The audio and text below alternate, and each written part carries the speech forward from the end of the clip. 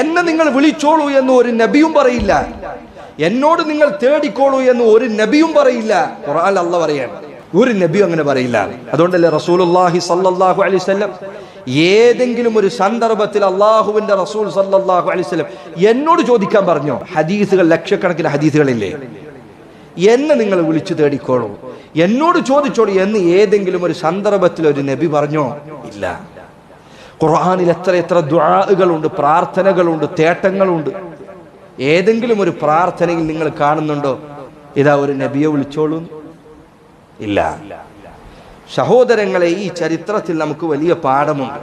അവർ പറഞ്ഞ അതേ വാക്ക്, മുശ്രിക്കുകൾ അന്ന് പറഞ്ഞ അതേ വാക്ക്, അത് ഇന്ന് പറയുന്നവരാരാണ് എന്ന് നമ്മൾ പരിശോധിക്കണം. നബി സല്ലല്ലാഹു അലൈഹി വസല്ലമയുടെ ചരിത്രത്തിൽ നിന്ന് നമുക്ക് ഏറ്റവും ആദ്യം പഠിക്കാനുള്ളത് അതാണ്.